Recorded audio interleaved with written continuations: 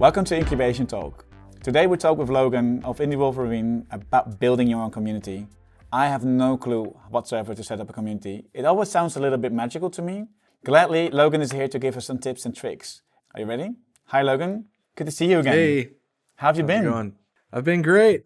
I'm very excited to talk about community building. What do you think are the main benefits for a game developer to put so much time and effort into building this community, building these people who talk about your game? Building a community, it gets you in front of your target audience. It's a great place to communicate with them, learn from them, and they can also help you in, depending on how early on you start building your community, they can actually help you in making decisions when building your game. Yeah, but I can imagine that by talking to your community, you can figure out what kind of things they like and maybe that they're looking for into the game, so you can build them into the game, or you can find ways to charge your community for additional extras in your game. The way that you just described, you can absolutely do that. If you still haven't decided on how you're going to monetize your game, you can use your community feedback from early alpha builds and so on and so forth. And you can also listen to your community and hear, what they're saying about other games. Maybe they're more interested in free to play with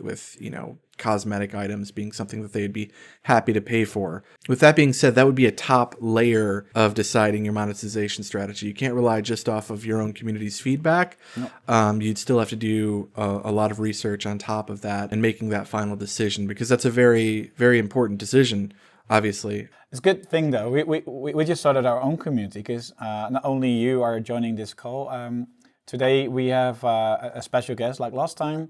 Eric, thank you for being here too. Yeah, thank you for having me. Always, it's always a pleasure. Yeah.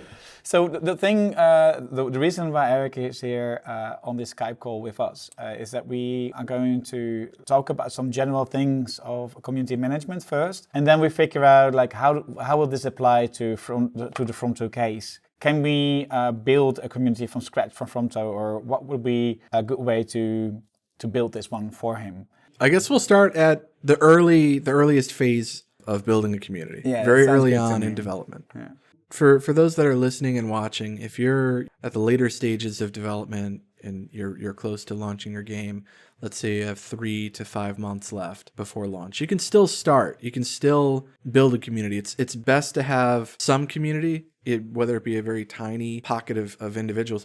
It's best to have something instead of nothing. Right. So you should always start, right?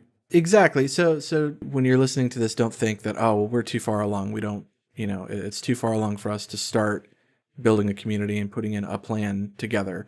Never too late. But let's talk about early on in development. So prior to the official game announcement, you can start planning and preparing for community building. But you don't even have a game yet. Yeah, like before you've even announced it and let the world know that it exists, you can start laying the groundwork for your community, where you're going to host your community, what types of things you're going to do to engage your community, what you're going to do to keep them there. And a game announcement can actually be an excellent funnel into injecting a lot of new people into your community right away. But how do I reach out to this first small group of people? Like, how do I start? So community building and PR actually go hand in hand. And what I mean by that is in PR in the video game industry, what we're doing is a lot of utilizing news beats to earn attention from media sites. We're trying to earn coverage. Yeah, we talked about this in the other sessions, right? The news beats. Yeah, and exactly. And figuring out how to reach out to them. Yeah.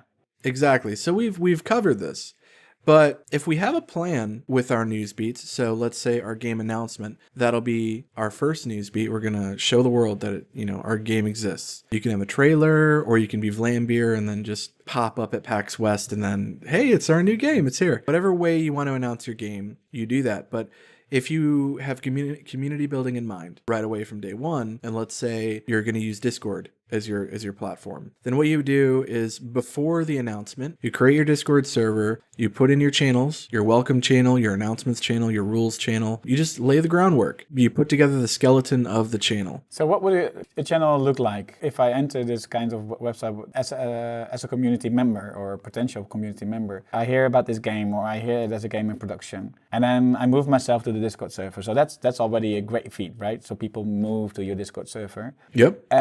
What will I find there? What would spike my interest there? So there are many things, and I can pull up some examples here. If you're looking at my screen, you can see, you know what, let's use Ultimate Chicken Horse. Sounds good to Since me. we're covering From 2. This is a great one-to-one example, or close to one-to-one example. So what you find on their Discord server is your announcements channel, rules and info, and patch notes. And these are the first channels that you're going to see when you join this Discord. Most likely these are going to be the first. I don't see it on their server, but most servers have a welcome channel. I believe they use their rules and info as the welcome channel. But the welcome channel, this is going to be the first thing that you want everyone to see. This is the place where you describe your game, and you can see it on, I'll bounce around here, but So basically, you need a sort of a landing page then, right? Like you have on your website, you have a landing page on your community server as well. yeah, exactly. So you want to have a landing page that onboards people, and it shows them the rules, and some not only will have helpful info with and links, but they'll also have some way for you to pick a role. So you can see on the right side, these are roles. And for those that are just listening, on the right side of a Discord server, if you've never been, or Discord channel, if you've never been to Discord, on the right side, that's where you have roles. That's where all the users are, and they have their own roles. So on the welcome and rules channel, you can have instructions in there on how to pick your role in the community, if you want to go that route. So what does that mean, have a different role in the community? What kind of roles would you typically have as a community manager or a community member of a game server? Sure. So you'll have different roles in the community. Some can be VIP roles where they get exclusive access. These can be things that are exclusive to Kickstarter backers or people that purchase your game early or somehow earn that role. Right. And you can create specific channels that are only available to these, this specific role of a user. So basically, you have your welcoming page, your landing page that sets out the rules and the regulations of the Discord server. Then you have this list of people next to it, and you can make categories and roles of people, and they can do different things, right? So you can assign them to different channels. You can give them sort of competitiveness chat, or you can even give them access to exclusive information that other people of the Discord server don't get. Yeah, I mean, while Discord is at the very basic fundamentals of what it is, it's just a chat, it has so many different features to it and so many different elements for you to personalize your server, so many different ways for you to make up your own thing within the server and have fun with it. And ways that you can engage your community. We'll go back to Ultimate Chicken Horse and we'll look at ways that they've encouraged engagement within their community. You can see, again, going through their channels, they've got general discussions and, looking for players because it is a multiplayer game. Level sharing, which is an excellent channel if you have the ability, like a Mario Maker type game, to be able to share your levels. Having that type of channel is a must. Can you scroll up and show yeah, what kind of levels they propose here?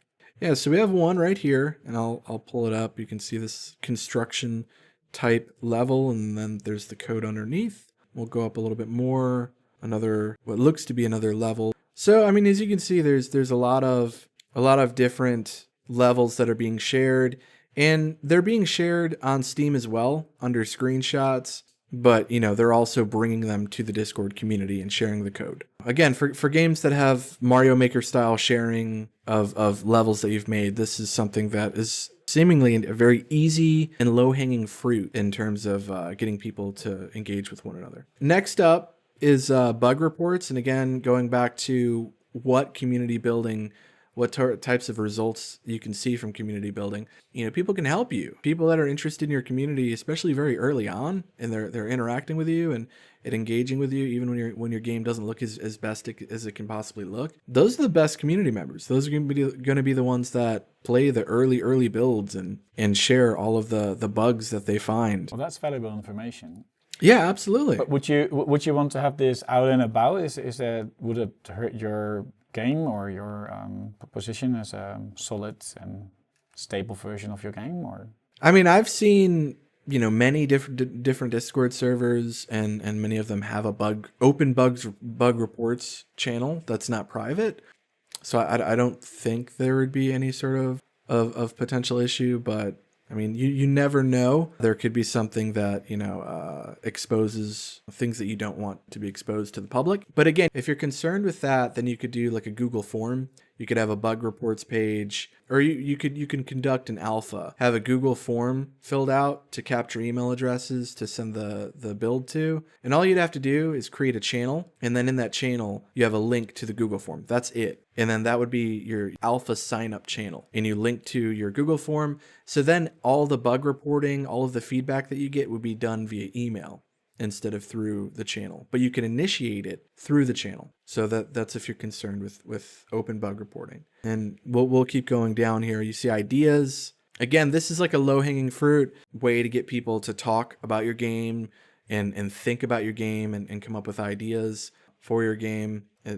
Pretty self-explanatory ideas, but another easy way to get people to talk about your game. And then fan art. Again, that's another thing that you can do. I don't know how much fan art they're getting here. We're getting a lot of Bob Ross. But one thing, and this is something I saw earlier and I wanted to point out, is that Ultimate Chicken Horse in particular actually has tournaments. And this is like one of the best ways to engage with your community if you have a game that you can have tournaments, some sort of way for the community to play against each other. You have tournament news here, you have a tournament chat, and then you have different voice channels for the tournaments that they have.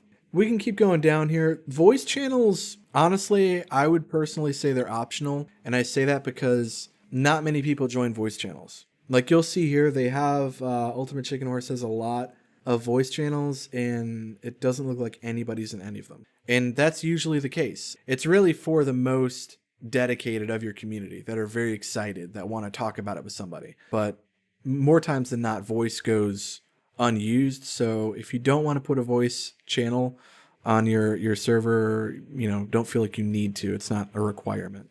But it would be great if you have the tournament going on and you have a voice over it narrating what's going on the screen and making it more into a television show that would be fun to watch.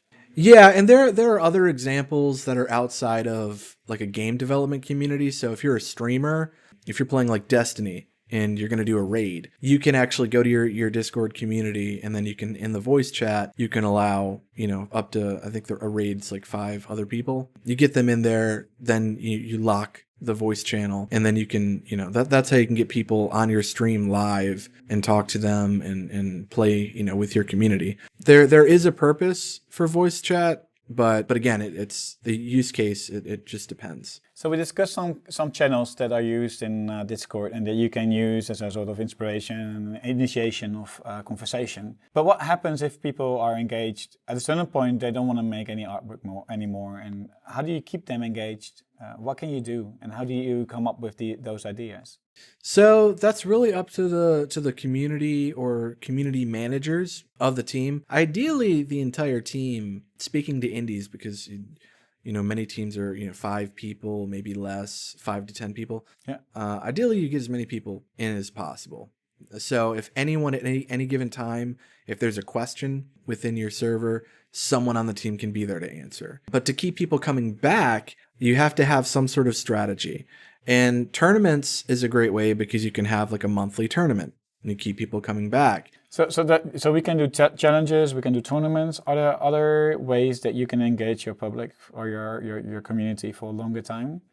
Maybe. Yeah, I mean, you can schedule your different builds of your game along the way. You can schedule different builds to do closed alpha tests. You can do various tests. It doesn't have to be alpha. It can be before an alpha build, like rough builds, and then just periodically, once a month, once every 2 months. Meanwhile, you can have some sort of strategy, some sort of way to engage with your community, whether it be putting them against each other, doing tournaments, or trying to promote them to share things with one another, whether it be art or gameplay clips. But there are just so many different ways to engage with the community, but ways to keep them coming back. You can, again, going back to tournaments, putting them against each other, and then different builds of your game. And then you can run those, again, going back to Google Docs.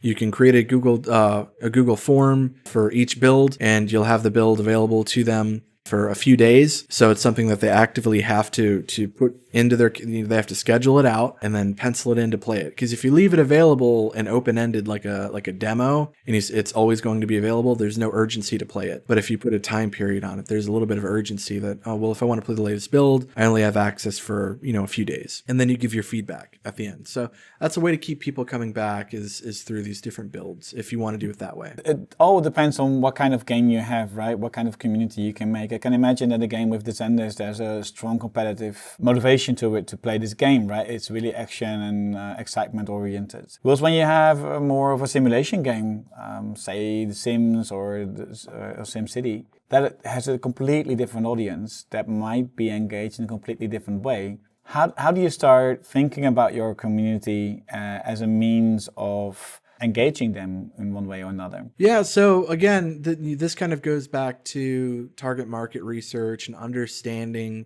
your audience. Yeah. When you're going through that phase and you're doing your ethnography and you're listening to players and communities. And for taking Sims as an example, we would just look at the Sims community forums. Even if they don't have a Discord, they might actually have a Discord, but if they don't, you can look at their community forums and see, well, what are they doing to keep people coming back? So you just try to find as close to a one-to-one matchup and then look at their community, see what they're saying, see what kind of things they're doing to keep them coming back. And then you can put your own spin on it. You don't have to do it exactly how they're doing it, but you just want to identify the fundamentals of how to engage the community, whether it be a competitive type game or a simulation. You just want to go to that community, see what they're doing, and listen. So I'm now going to the community of The Sims. Thought that might be interesting. If I look at the Sims landing page, they have announcements, there are rules explaining what you can do. And they have completely different rules than they had in Descenders. There's a lot of proof to be done, to ask the moderator to check it for you, and you will receive this role. So it's kind of interesting. So they have rules that focus on acquiring more users. Do you have any idea if that will work? All right, so they have their roles. You've got your admin, moderator. Oh, that's very cool. Your creator of the week, YouTuber, streamer. So this is a great way to identify content creators within your community. There definitely will be a lot of content creators that'll join your community because they're interested. They want to get early builds of your game as well, so they can stream it. Weekly build contest. This sounds very interesting. They all link back to Reddit, so they use two platforms basically to build a community. Yeah, I mean, if you noticed with Ultimate Chicken Horse, they linked a lot of their share, the level. A lot of that originated from their Steam community. So it doesn't necessarily have to come from Discord, but it will be shared on the Discord. There are a lot of bots, and they're even free. And they do a lot of different things. Like they're using Dinobot. Dinobot's a free bot. It has a premium version that you can pay for, but Dinobot offers a lot of flexibility. I said okay, so we've got Descendants, right? So this is this humongously competitive game.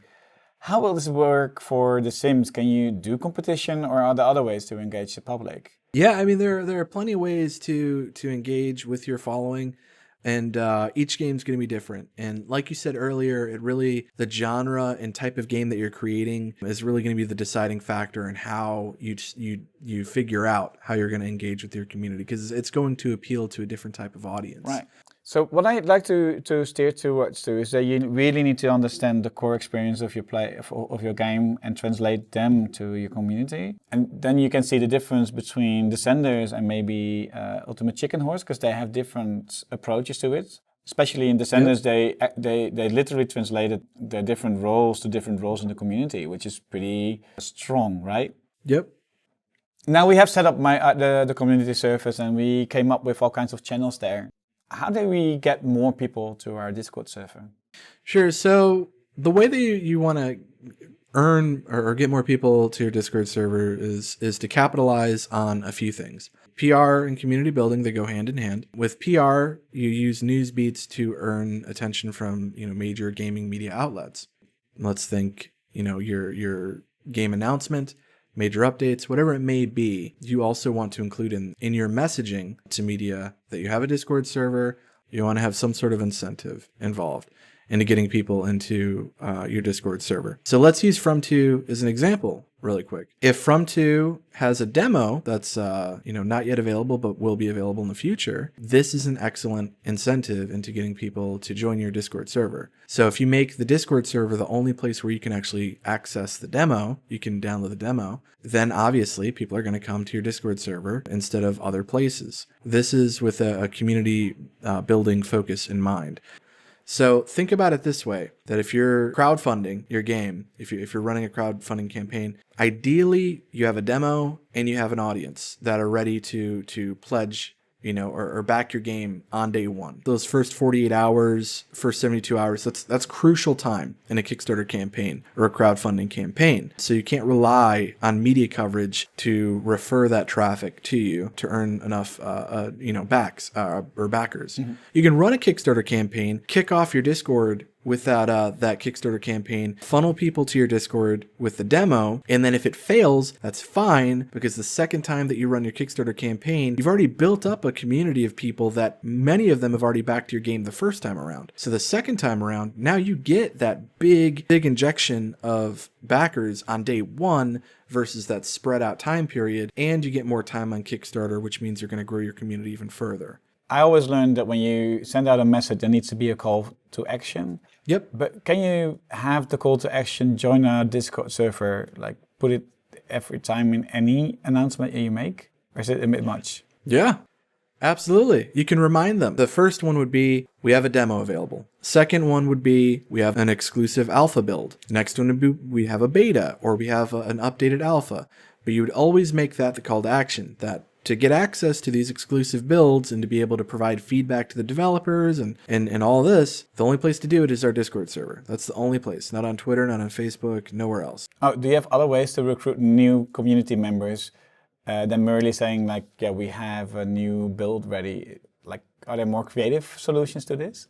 Yeah, so using an incentive is something that you would do with press. You can do it more creatively through content creators as well. So you can give content creators an exclusive access to your game and then have some sort of watermark or text in the actual build of the game that says, join our Discord server for access to this build. So you're getting the same message across, but you're doing it through an entirely different type of influencer. So instead of gaming publications, it's content creators. Again, you're using an incentive, and you're using an incentive of the game to get people to your community, but you're doing it in just a different way. Are there other ways to engage your audience or recruit new community members with other gifts than builds? Think of it this way. So when you're recruiting new people to join your Discord server and you want them to stay, because the people that stay are people that are more times than not going to buy your game on day one. They're going to be the people that are very interested in your game. So you want that incentive to be play our game. Like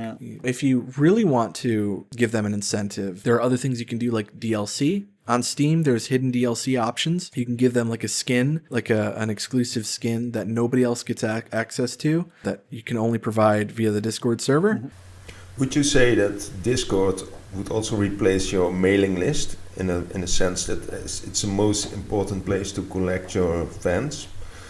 The mailing list is very valuable, but Discord, you're going to get more engagement. You're going to get much more feedback. You're going to get, just in terms of a community, that's where your community hub is. I wouldn't abandon the newsletter. I would stay with the newsletter. Some people, are going to be more interested in just receiving, email updates every once in a while versus being on Discord, being logged in and seeing notifications all the time. And I mean, they can mute notifications, but not everyone knows how to. So I wouldn't go away from newsletters. I'd still collect email addresses. That's still very valuable. There's a lot of information you can gather from email addresses, but also, people still prefer just getting an email every once in a while. I'd stick with both, but I would focus most, if not all, attention in terms of community management on the Discord server.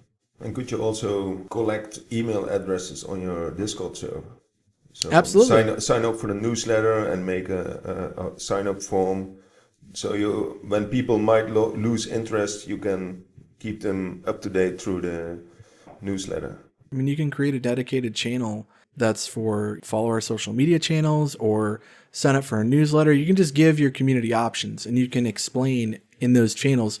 There are pinned messages. You can make it so people can't comment. It's just a place where they go for information. And you let them know that we've created these channels for people that are interested in, receiving updates about our game through these outlets if you're not interested in staying on Discord. So you can give them the option. And again, you can do your newsletter, you can do Facebook, you can do your Twitter, your YouTube channel, whatever it is. You can do multiple channels and just give them options. Yeah, another question was, you say you need to do PR to get the initial word out, to let people know about your Discord. But how would you get, let's say, IGN to write an article about you? How would you approach them? How, it's an unknown studio, first game, no connection to reporters. What would be your strategy there? IGN's probably not going to cover your game, but it doesn't mean that you shouldn't approach them. And you're right. If it's your first game, you're a brand new studio, there's not a lot of credentials. There's not a lot of ammunition. Your ammunition is your game. Your ammunition is your story behind your game. And send direct messages to individuals at these publications. Don't find their editor at email address that goes to everybody. Find individuals. When you're new and you don't have that ammunition, you have to find something else. For you, it's going to be the daughter working on the game, gameplay footage, and you lead with that. And then if you have a upcoming demo, include that in there and then send that message out. But send an email, individual emails to press that you believe would be most interested in your game. I'm wondering about something else. So we're on the Discord server, and you already talked about different channels, but there are also different people. If you would categorize the way people use the Discord server, would you be able to describe certain archetypes of community members? From my personal observation, there are, you're going to have, and it's going to be a small group, very small group. And these are the best community members. These are the ones that every time you post an update, every time you post a new screenshot, every time you post a new piece of content, they are either, they're engaging with it with emojis, or they're commenting. They're contributing to fan art. They're just heavy contributors. They're there, they're always talking. They're always engaging with you. Those are the best ones. Those are going to be the ones that are going to be your ambassadors. That's what you would categorize them as, is your ambassadors. They're going to tell their friends that, that are possibly interested in that game. Then you're going to have people that every once in a while they'll join in. When you have a new build of the game to play, they'll join in, they'll play. You might not hear from them. They're still very valuable because they're staying in the community, because they're still interested in your game. And then you're going to have people that they just join, they download your game, they play it, then they leave, they don't log back on, possibly ever again. They might have just, created a Discord account to play your game, and then they leave. They don't actually leave your server, they just leave Discord altogether because it's not something they regularly use. That would be the three that I've most commonly seen. So again, you have the very small percentage that are the best. They're your ambassadors. Then you have people that lurk, but they're still online. They're still there. They come to your server and engage with you every once in a while. They might even fill out a survey after a closed alpha build. And then you'll have people that come once and then they're gone. They might come back near launch day. Like if they see about, your game again, then they're like, oh, I remember that game through the Discord. So there's still a little value there too, but they're less valuable. So those are the three types, that I've witnessed within Discord.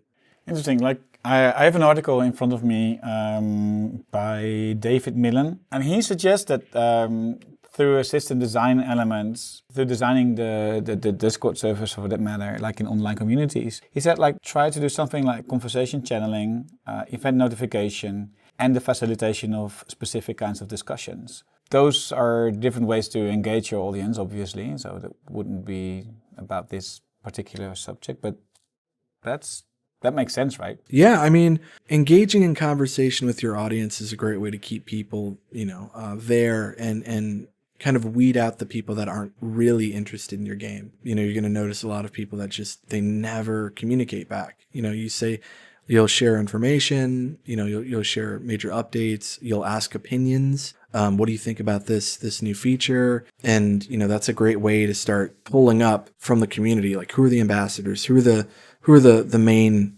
people that are really interested in our game? And even with that, going back to our last video, you can learn more about your audience through your ambassadors. Those are the ones that absolutely love your game based off of what you know, how they're engaging with you, the next step with them could be, hey, would you be interested in an interview? We would love to have, you know, like 30 minutes to talk with you about, you know, our game. And then you can talk to them about, you know, themselves and, you know, what they do and so on and so forth. But those are the good interview candidates, are the ambassadors. And then eventually you can promote them to moderators. If you trust them enough, you can make them community moderators.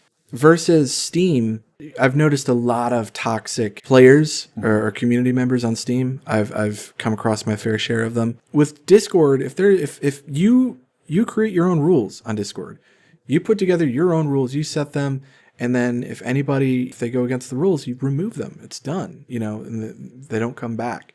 So you have a lot of control with Discord, which is why a lot of Discord communities are a lot more pleasant, because you have a lot more control. And also with auto mods, you know, there are a lot of things you can do there that help facilitate the way that the community, you know, moves. Let's wrap it up. We talked about setting up your first Discord server, figuring out what kind of channels there are in other servers and learn from them. We also talked about different participants in your community and how they interact with one another and how they can help you sell your product. And also what kind of announcements you can do on a Discord server to engage your public a little bit longer. In the next session, we're going to talk a little bit more in depth on the case of From2, where we use From2 as a case to build our first community server. So stay tuned.